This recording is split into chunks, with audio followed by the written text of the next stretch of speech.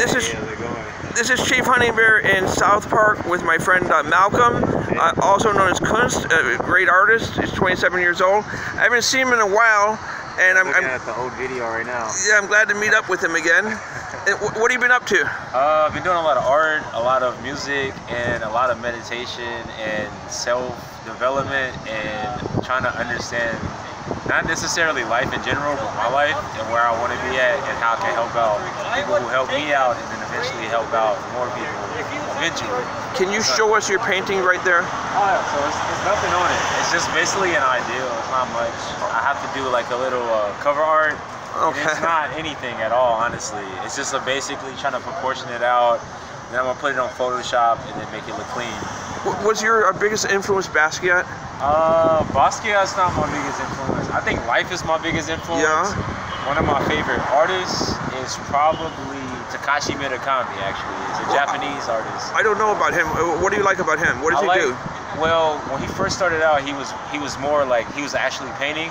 Now he has assistants because he's older now, so it's harder for him to paint. So he has assistants, but he's very vivid. He uses a lot of color, and he's very imaginative. So he basically paints things that are out of this world, and it looks like it's a whole nother world. So it's very psychedelic. Oh, that's Japanese really cool. Psychedelic. So this appeals to you if you're looking for some meaning in life. I remember when I was young, psychedelic was a word that was used a lot, like in the late 60s, early 70s. From individuals that use psychedelia, like shrooms and acid. And absolutely. But there's a certain like vibration that you get with it, and I think like we all are attracted to certain vibrations, and like we know what kind of music we like, even though we've never heard before, because it has a certain frequency. Exactly. And so what are you listening to now?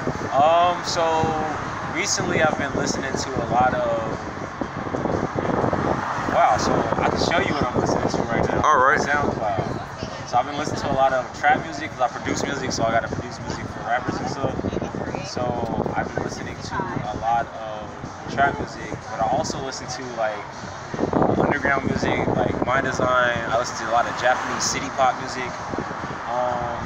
Let's see, what do I have on here right now that I actually like? I don't know if it'll pick up, but if you put the volume, maybe it'll show up on this video. All right. Can you play a little bit of it? All right. Let me see if I can turn off my. Oh, we got Rick James. I've listened to Mary Jane, of course, because I like smoking weed. It's a good song. Rick James, Tina Marie, Fire and Desire, Tyler the Creator, the entire album for Tyler the Creator. I'm gonna play one of my favorite songs from Tyler the Creator. Oh wait, Daniel Caesar. Let's see if you can hear this. Let's see if we can hear it. If you put that pretty close to mine, maybe we can hear it. Saying it's not playable, but it should be playable.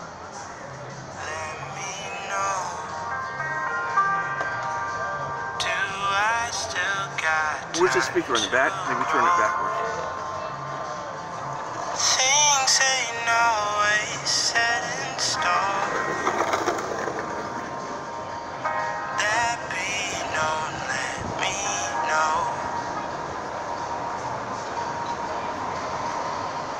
Seems like street lights glowing happen to be just like moments. It's a cover of a Kanye West song. Oh, Kanye. Yeah, it's a cover. He's the one who's doing. He's working for Adidas. Like we were talking about that a little bit earlier. So he's doing the Yeezy wear. He originally was with Nike, but then Nike pushed back one of his releases for his Red Octobers. Yeah. And he said he wanted it to be in October, and they put it back. So then he said, skip that. I'm canceling from Nike. Then he went over to Adidas, and then he ended up winning the shoe of the year for the Yeezys that Nike wouldn't let him put out. Is he the one who's responsible for these really thick platform soles? I mean, he has influence for it, but he also gets his influence from, I don't know how to enunciate it, but I think it's Yamatori. Or Yamamoto.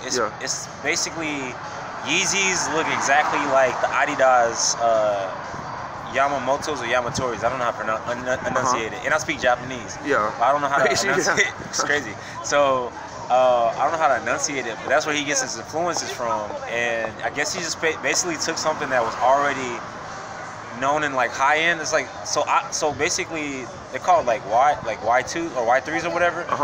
They're basically high end Adidas. So like every brand has like the regular stuff for like consumers, and then they have like high end, and then they have like super luxurious high end. Like Nike has some super luxurious ones. Adidas has some super luxurious ones. The thing I like about Adidas, like you can get shoes exactly like they made in the 1960s if you want, like Rod Laver's, or you get something really new. You can get something that's comfortable and looks good, or you get something that's high performance.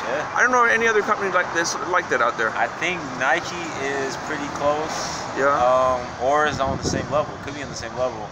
And then you have other brands that are more catered towards either being very comfortable or being very trendy or being, you know what I mean, like catering to a consumer or a niche. So I think with Adidas, they kind of don't really care because they're Adidas, you know. They kind of pioneered a lot of different looks and feels for different shoes. So I saw some Wolverines. I looked them up because the guy was wearing them, and they were the really expensive ones with the really fat soles. Yeah, they were like, my friend has like one that's worth like 150, and I don't like the way they look. They look like Transformers. Oh yeah. Speaking of my friend, she's calling right now. Okay, I will end this interview. We'll talk again soon, I hope. Dude, ChiefHuntingBear, thank you. All right.